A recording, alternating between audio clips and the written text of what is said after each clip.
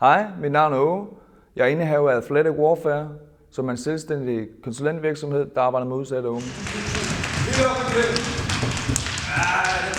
Grunden til, at jeg brænder for at arbejde med udsatte unge og bruge træning og boksning som metode, er, at jeg selv har haft gode erfaringer med at kunne overføre de ting, jeg har lært fra boksningen.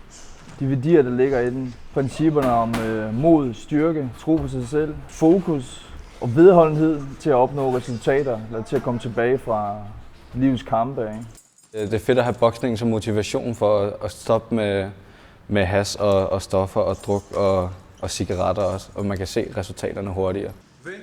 Jeg har noget løsningsfokuseret praksis, som jeg funderer min praksis på også, og kobler det i misbrugsbehandling, som er kombineret med træning. Og det hænger rigtig godt sammen. Min tilgang til det er helhedsorienteret. Du kan ikke tage en del af pille ud. Det hele hænger sammen.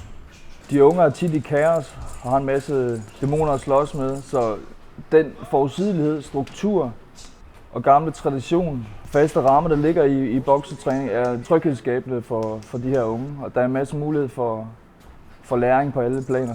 Fra person til person er det faktisk jo vidt forskelligt, hvilke problemer vi kommer med. Nogle kan have problemer derhjemme, nogle kan have problemer med vennerne, det kan være noget helt tredje, og det kan være meget værre end det.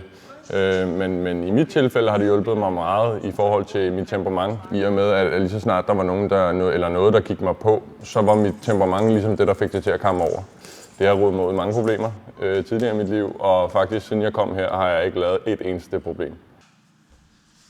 Det er det, der bærer kernen. Det er det, jeg selv har fået fra træner, relation til en træner, som troede på mig, da jeg ikke troede på mig selv. Og i al sin enkelhed, der er det, jeg prøver at give videre, det er mit arbejde. Løsningen ned i ryggen. Jeg arbejder ud fra princippet om, at ingen er håbløse, og jeg har en tro på, at alle er motiveret for at skabe positive forandringer. Rigtig godt.